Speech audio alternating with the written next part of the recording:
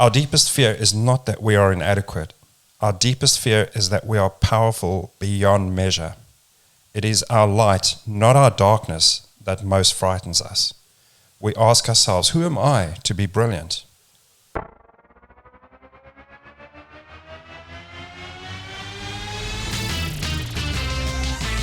Welcome to the Action Playbook. I'm Jason Fox. And I'm Coach Robin. And we are helping leaders take action in life and business. Are you ready? Let's go. Set go. Welcome back to the Action Playbook, episode 7. Today we're here to talk about those little things that grow and they grow and they grow and then they poke their heads up and people want to cut them off. Tall poppies. Lop it off. Tall poppies. Tall poppy syndrome. Colour of my shirt. Okay, you know what?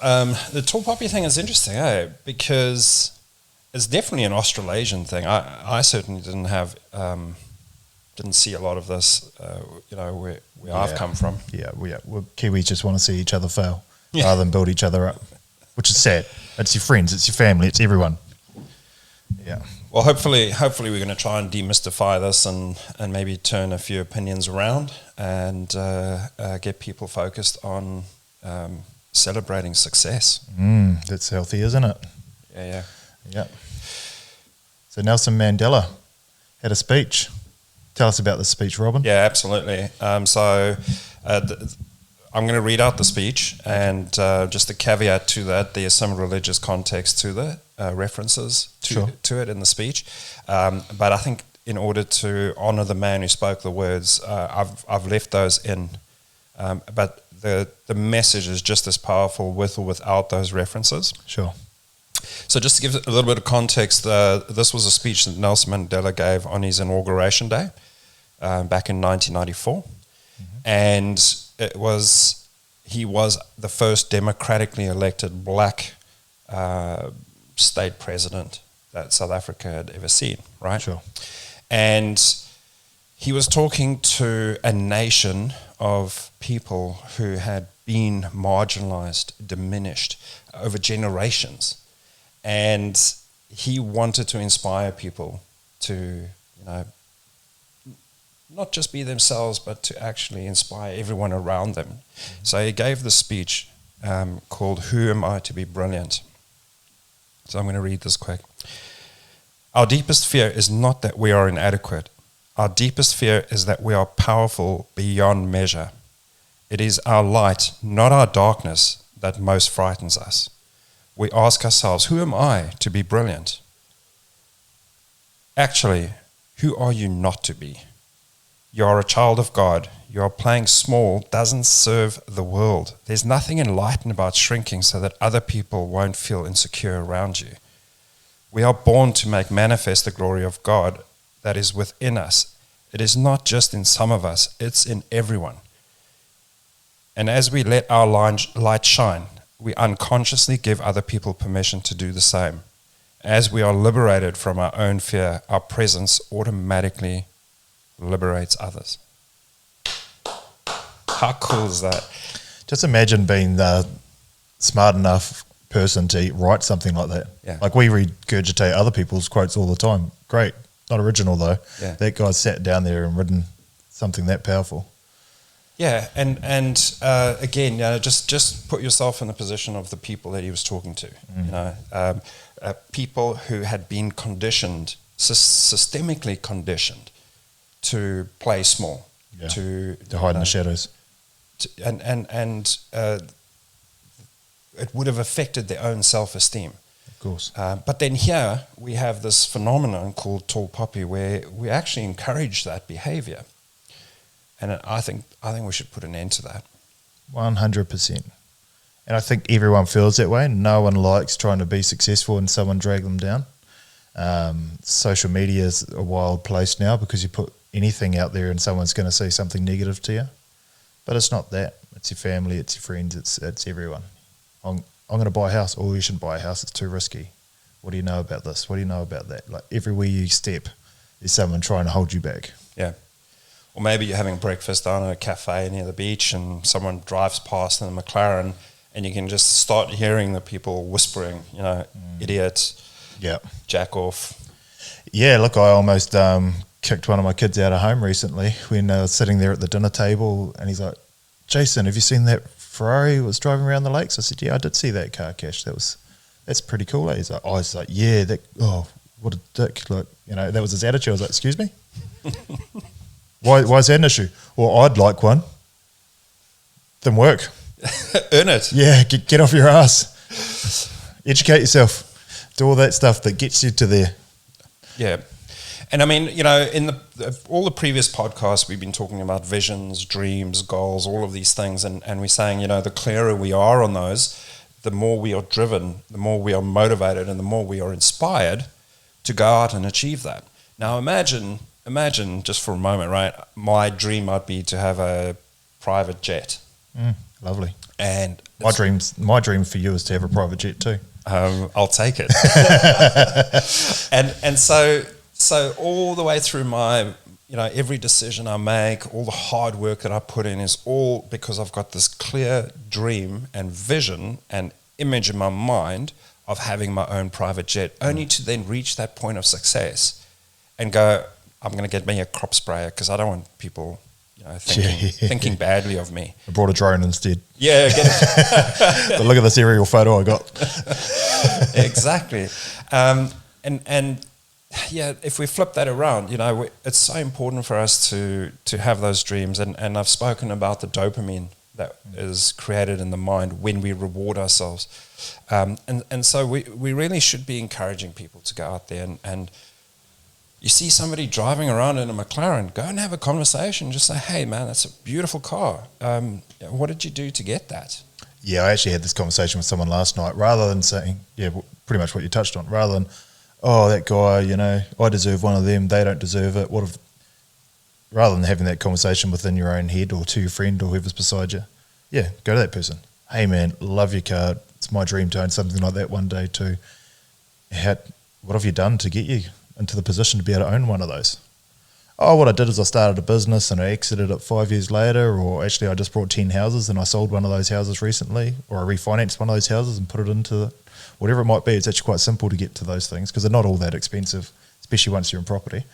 And here's the steps. Actually, I could probably have one of those in 2 years if it actually means that much to you, and away you go. Yeah.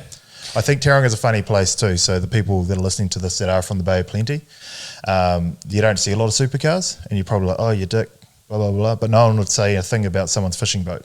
And most of these boats are worth as much, if not more, than some of these fishing boats. So most people in this area, I believe, spend their money to be out there on the water. And that's what they're into, 100%. That's the dream. Yeah. If that is the dream, go get it. Yeah. But I think in Nelson Mandela's speech, he talks about, we need to shine to give people permission to shine. And that's enlightenment. That is the enlightenment part of it. And I agree. And you know me, I love my cliche sayings, right? And one of my favorites is rising tide raises all ships. And so, instead of belittling someone for their success, go and find out. Let their light shine on you so that you can be more successful. Just to contextualize and wrap that up. Yeah, which is kind of your networks, your net worth, all that sort of stuff too. Right? Yeah. Network is your net worth. Yeah. Who you surround yourself with puts all those things in context. And you've surrounded yourself with some very successful people, and those are people who celebrate wins, right? 100%. Yeah. Well, it's like if we go back to the jet thing. People are like, how can you justify owning a jet or flying here and there?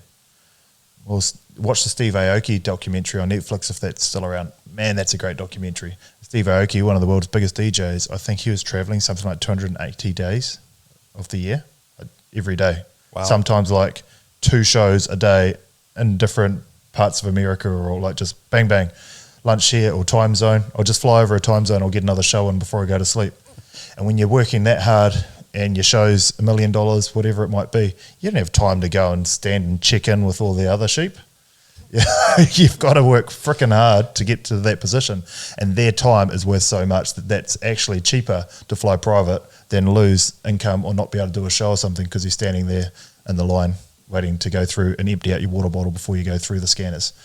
And when it comes to the cars and all the other stuff and celebrating your successes, well, it's not about going out and buying something you can't afford and being bougie and having that Rolex when you actually don't have a house or anything yet.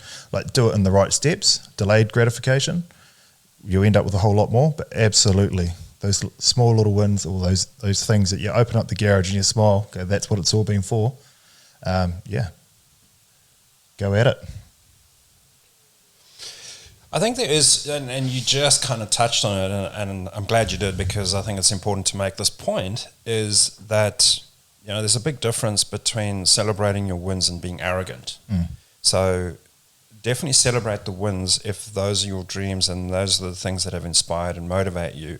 But I do believe that it needs to be peppered with humility as well. Yeah, sure. You know, we need to be humble about our success.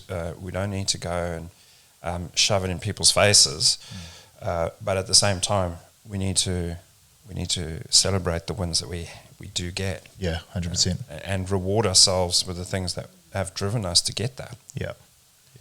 We're also in a very different world right now. So, and this is probably where the tall poppy thing rages its head so much too. Whereas, 15 years ago, social media wasn't a thing.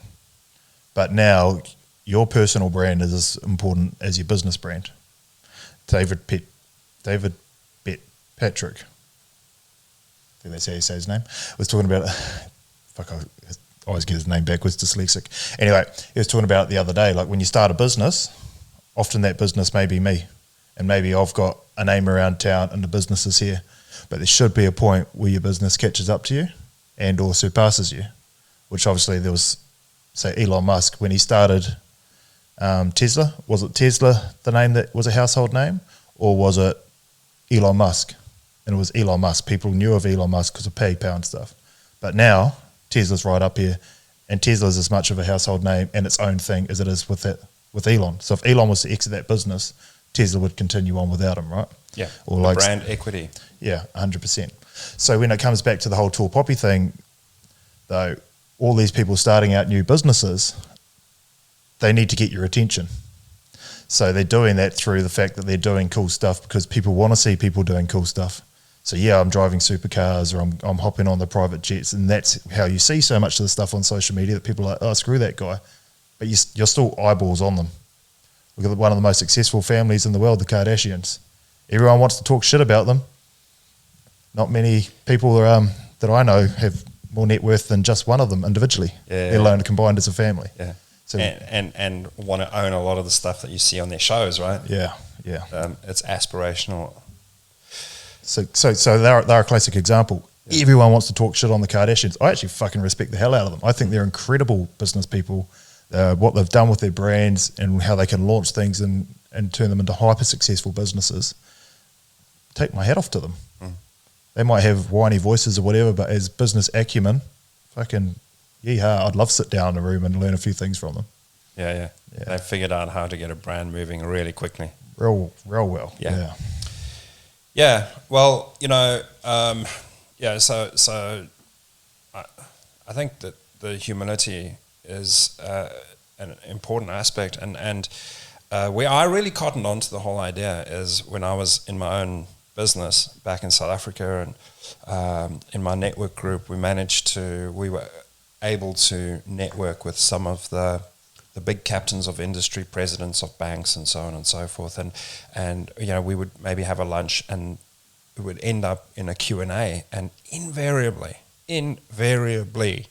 somebody would always ask, what advice can you give somebody like us who are starting out, and what is the most important thing that you've learned to achieve the success that you've had? And 9 out of 10, and I'm not kidding about this, 9 out of 10 would pick being humble as the biggest thing. So we just need to, it's a fine balance between celebrating wins but still being humble. And if we go back to the social media thing, people will perceive what they see on social media as the person. They're judging what they've seen on a few photos. Or Andrew Tate, that's a classic example. Oh, Andrew Tate, he's a horrible person. He said this about women. Listen to the 2-hour podcast that 30-second clip was from, and you'll find that he's in women's corner. He's in everyone's corner. He's trying to champion people and success, and but it's that small snippet. So the tall poppy syndrome, you see someone drive past, you don't know the life they've walked. You don't know how many 18-hour days they've done, missing out on maybe their kids' sports games, all the other things that they got to get there. When you're sitting at home watching TV for 7 hours and binging Netflix, they're probably still in the office getting things done. So when they drive past in that car, they deserve it. I can get on them. Yeah. Yeah. So if you're the one that is successful, celebrate your success. If you're standing by watching somebody drive by in a measure of their success, be inspired by them. That would be far better than bad-mouthing them and playing small in order to let the people around us feel better about themselves. And it comes back to the energies thing that I've talked about before, right? You put this negative energy out there that people don't deserve this sort of stuff. You're just telling yourself you don't deserve it too. Like you're just programming yourself that no one deserves to have a car like that. Rather than, man, that's so cool, that guy's got that beautiful car. One day I'm going to have one too. It's a very different conversation within your head. That's it. Yeah. That's it. That's the inspiration and aspiration aspect of it. Yeah. Well, that's pretty awesome.